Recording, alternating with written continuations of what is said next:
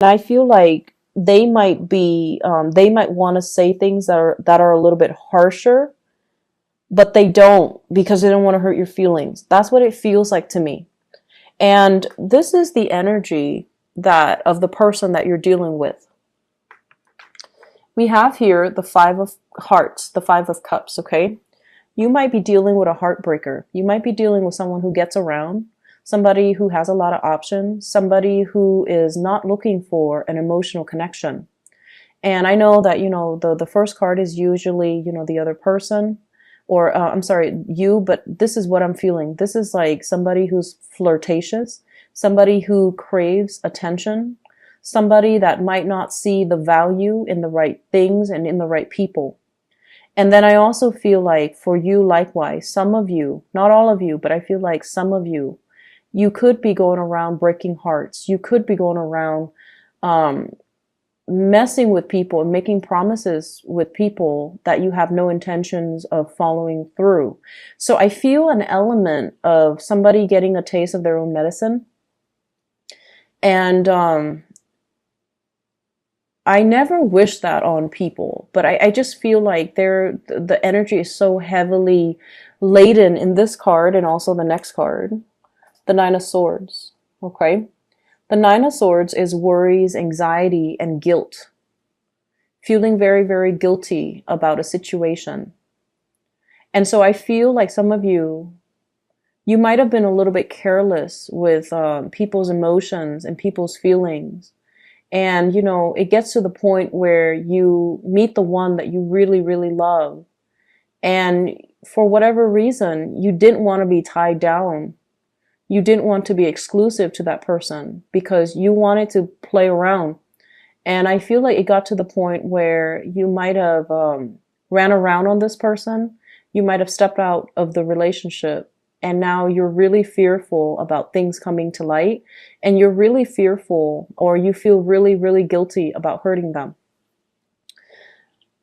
I'm sensing that some of you could also be dealing with someone who is a little bit irresponsible, like they're a heartbreaker. They don't really form emotional attachments. They're here today, gone tomorrow. They make promises that they're not able to keep. And overall, they just don't love the way that you love. They don't love with such intensity. It's easy for them to, pick up and go, and it's easy for them to jump from one relationship to the next, whereas it's really difficult for you. And so this energy, I feel like it's playing out between you and a person that you have a long history with, the person that you keep cycling back and forth with, or the person you keep going back and forth towards. Okay, so it's like we're breaking up, but not really. It's like somebody that might be transiting your life, and it seems to me like there's a connection that you can't really shake. This is sort of like waiting on another person, wanting to make a connection, wanting to stand out in their eyes, but they're kind of like their attention is elsewhere, not being able to reach another person, feeling rejected or feeling dejected because you're not the apple of their eyes. So I feel like this is your energy where you could be the person in the back that's walking away, or you could be the person in the front who is the heartbreaker. The partner that you're dealing with, we have here the Nine of Swords. The Nine of Swords, air sign, Aquarius, Gemini, and Libra. This is somebody that has a lot of worries and anxieties. They're kind of like a perpetual planner. They worry about things. They plan out the future, and they're so far in advance that they kind of work themselves into a frenzy. I also feel this energy about, someone who's very seductive. You wanting to get this person's attention, being the seducer. And I feel like their minds, they're scattering their attention elsewhere. They're focused on other things. They're focusing on the bigger picture with the Wheel of Fortune. Okay? Worrying about the future, worrying about like, where am I going to be tomorrow? What am I going to be doing? When am I going to get married? When am I going to settle down? When am I going to have children? When is my career going to take off? So with the major arcana card, the Wheel of Fortune deals with bigger things. It's not just love and commitment in relationships. It's more like, what is my life's purpose? Where am I headed? Am I exactly where I need to be? Am I on the right track? So I feel like somebody is very racked with a lot of anxieties and worries. And because of that, they're not able to live in the moment and enjoy the moment with you. They might also be contemplating some major travel, some major career changes, some major moves in their own lives. And so they're not able to, be in the moment and enjoy what they have. They're constantly scanning the horizon for new opportunities. So I feel like you might be dealing with someone who's opportunistic. I'll take what I can get. I'll take it for what it is. I'll take it today. And then if something better comes along the next day, I'll take that and leave this. So I'm sensing here, in terms of the relationship department, I just feel almost like you're barking up the wrong tree, or you're with somebody that might not be, you might not be the sole focus of their attention because of other things. Okay. It's sort of like life is driving a wedge between you and another person, where the two of you are not able to come together because of where you are in life, because maybe your life goals and your career and your aspirations are not in alignment with one another. And so it's not really coming in together or coming back in together. It's disallowing you to really make an emotional connection. And what I feel though, your energy, you definitely really have somebody that you feel strongly for. This is your energy here, Scorpio, with the King of Cups. This is someone who's very romantic, and I almost see like a maternal energy, even though it's the king. It's somebody that is they're very nurturing. They like to take care of people. They like to take care of children. They like to take care of animals. They have a boundless amount of patience. They don't yell. They don't raise their voice. They like to cook. They like to feed their loved ones. They like to comfort people when someone is down. And so I feel like the energy that you exude, and you've done a lot of work on yourself, and especially that Saturn return, it's made you a better person. It's made you, it was definitely challenging, but it made you appreciate loyalty. It made you appreciate, the softness in your interactions with another person. And I feel like as difficult as that Saturn transit a few years back was, it really made you grow as a person, and that you can be a lot more tolerant, compassionate, and understanding. And as a result of it, I feel like, you have someone in your life and you really respect them. You really want to make an offer to them. And you have in your mind what the future is going to look like, what the future is going to hold. But at the same time, the person that you're dealing with here, we have the Eight of Pentacles. Someone who's a workaholic, someone who's so focused on building wealth, building their career, building things for themselves that they're not really able to accept the offer. Someone whose attention and focus is really elsewhere. And so while you spend a lot of time making gestures towards the other person, they're not really noticing it. Or they have other options and they're not able to see the value and the devotion and the level of commitment that you're able to give them. Because, for them, whatever it is that they need in their lives, it's different. Like goals and aspiration, dreams, and ultimate end goals and professional development and achievements. These are the things that they care about. They care about all the tangible things, and they're not looking at you with your full potential. So it's almost somebody who is not really interested in looking for love. Maybe they're like this, they want to have experiences. They're not looking for the great love or the grand love, and they might not see the value in the right things. So you're kind of barking up the wrong tree. You're kind of barking up the wrong tree with this person. I feel like for those of you who are single, you're really looking for love. You're really looking for that emotional connection with another human being. And you might, gravitate towards the first thing that sticks. And you're not being discriminate. And you're not really looking at things from the other person's perspective. And you're not really assessing what is it that they need? What kind of a person are they?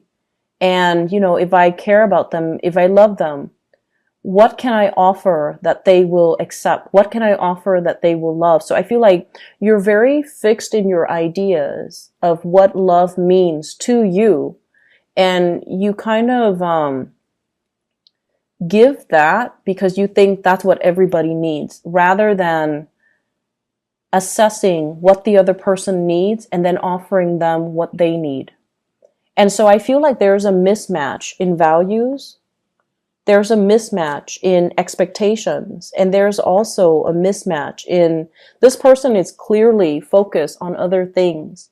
And I feel like you're not really seeing that for whatever reason.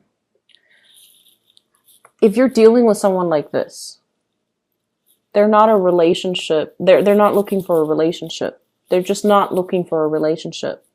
They're going to go around breaking hearts. They're going to go around experiment. And, their love is just not really their primary agenda. They're focusing on themselves. They're focusing on their own lives. They're focusing on their career, trying to make some big major strides, trying to build up their financial foundation.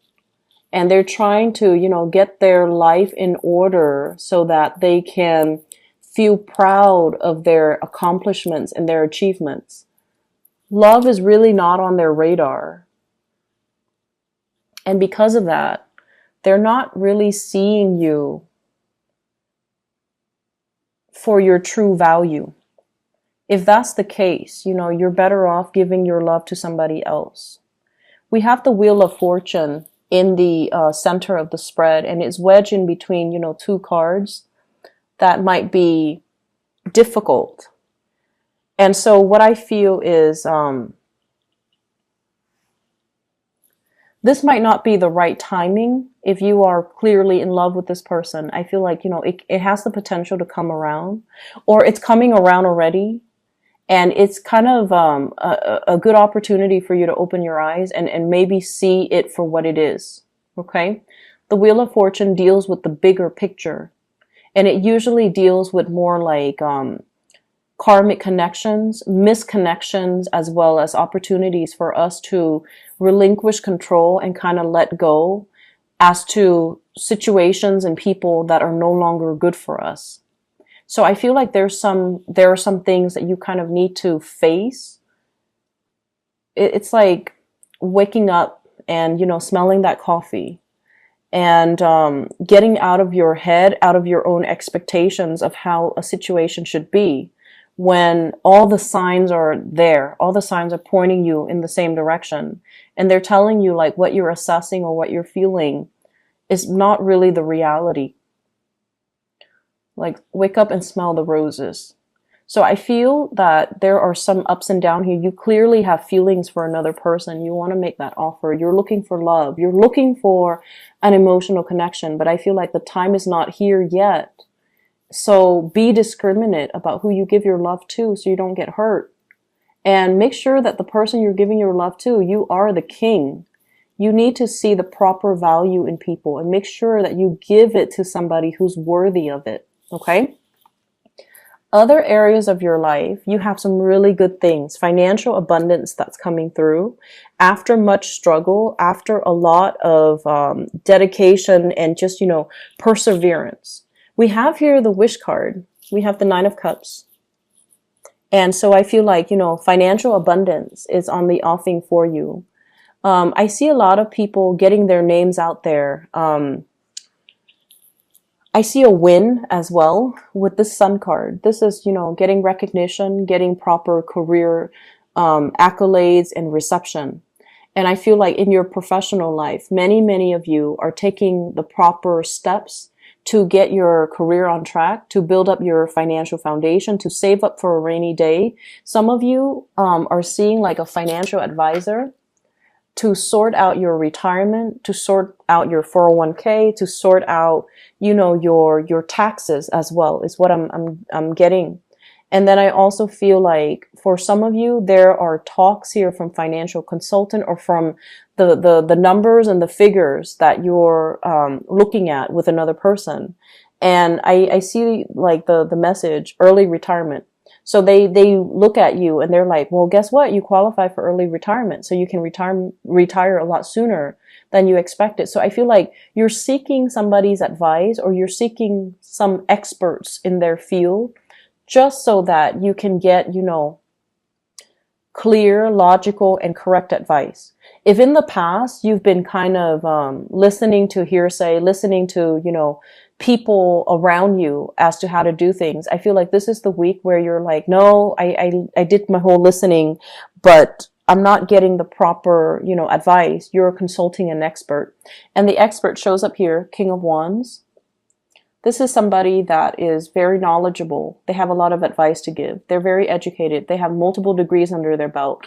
And they're going to show you how to achieve financial success, how to achieve, you know, professional success, how to retire early, how to really enjoy your time and your youth so that you don't have to worry about financial issues. Okay? On a lighter note, I definitely feel like there's conflict. 5 of Wands. Conflict between you and another person. It could be an air sign, Aquarius, Gemini, and Libra. It could be a romantic partner or just another partner. But what it is like the two of you are hail from different walks of life. Okay, so like it's the person fighting a tree. There's no common ground here. There's no commonality. There's no common understanding. There isn't a consensus or an agreement as to how we should do things. One person wants it one way, the other person wants it another way. And a lot of the time, Scorpios, you're not always, you know, you're not confrontational, and you're not a sign that seeks conflict just to have conflict. But I do feel when you see things a very specific way, and the other person is like, has a different worldview than you will defend your beliefs. But I feel like what you're espousing is not appropriate because you're fighting with a tree. It's like you're different species, different worldview, different upbringing, and it creates a different animal altogether. And so this is a week to really count your blessings and focus on areas that are moving along really smoothly. And whenever something is not moving the way that you want, when you find yourself coming up against a brick wall, it's kind of a clear indicator from the universe that maybe it's not the right track for you. Maybe you can revisit it later, but not right now. So don't go dumping all your energy into a very contentious situation where you don't see eye to eye with another person. Focus on other things. Focus on other areas of your life that has a clear resolution, that flows smoothly, rather than scattering your energy towards, you know, dead ends, okay?